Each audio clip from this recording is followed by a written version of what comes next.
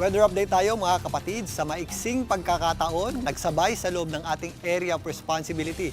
Ito pong Bagyong Francisco at ang Bagyong Gardo. Dahil napaaga po ang pagpasok ng Bagyong Gardo sa loob ng ating area of responsibility. Yan po ay kaninang hapon, around 3 p.m.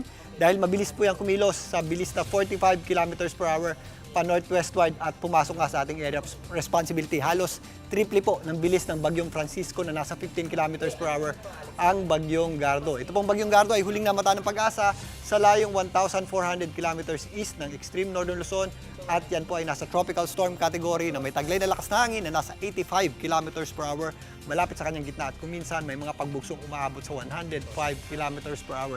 Kanina namang alas 5, ang Bagyong Francisco ay huling namataan ng pag-asa sa layong 625 kilometers northeast ng Itbayat, Batanes. Yan po ay kaninang 5 p.m. stepping on the line na. Kaya halos sabay po yan o nagsabay sa loob ng ating area of responsibility. Ito pong Bagyong Francisco at ang Bagyong Gardo kanina pong hapon. Pero ngayong gabi, nakalabas na po ng ating area of responsibility. Ito pong Bagyong Francisco at tuloy na po yung lalayo sa ating bansa.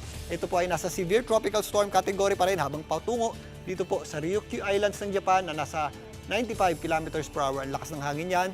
Malapit sa kanyang gitna at kung minsan may mga pagbugso na nasa 118 kilometers per hour. Ito po ay patuloy na kumikilos pa north-northeast sa bilis nga na 15 kilometers per hour at palayo na rin po ng ating bansa.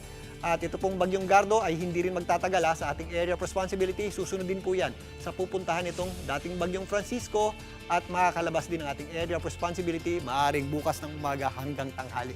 Ito pong Bagyong Gardo ay wala pong magiging direktang epekto sa anumang bahagi ng ating bansa. Pero again, yung ating habagat ay magpapatuloy pa rin po makaapekto sa atin mula ngayon hanggang bukas, pero sa darating na Biyernes, kasabay po ng paglayo pa ng Bagyong Francisco o ito pong bagyong may international name na Mekhala, mababawasan din po ang epekto ng habagat o yung ating tinatawag na southwest monsoon. Pero sa ngayon, asahan pa rin po natin ang maulap na panahon at mga posibleng kalat-kalat na pagulan at mga thunderstorms dito po sa Metro Manila at mga karating lugar nito, ang Calabarzon, Bicol Region, Mimaropa, lalong-lalo na po sa Occidental Mindoro, malaking bahagi ng Central Luzon, Zambales at Bataan, kasama na po dyan ang Northern Luzon at Extreme Northern Luzon. At kung minsan, meron din po tayong nararanasang pabugso-bugsong hangin dahil sa epekto ng habagat o southwest monsoon. At kung mapapansin nyo dito sa ating wind map, sa darating na Sabado, mababawasan na po yung kulay purple, yan po yung malalakas na hangin na dulot ng ating habagat at mas mababawasan na po yung epekto ng ating habagat. Pero magpapatuloy pa rin po ang mga posibleng pagulan at thunderstorms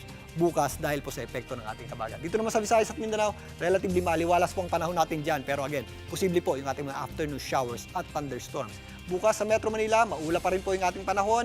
Bagamat minsan nagpapakita po yung ating araw, anumang oras sa maghapon, possible po tayong makaranas ng mga pagulan. At medyo malakas po yan kapag meron tayong thunderstorms kagaya po ng nangyari kahapon. Kaya sa mga lalabas ng bahay, mag-ready po tayo at mag-ingat sa mga posibleng pagulan. Dahil po yan sa ating habagat o southwest monsoon.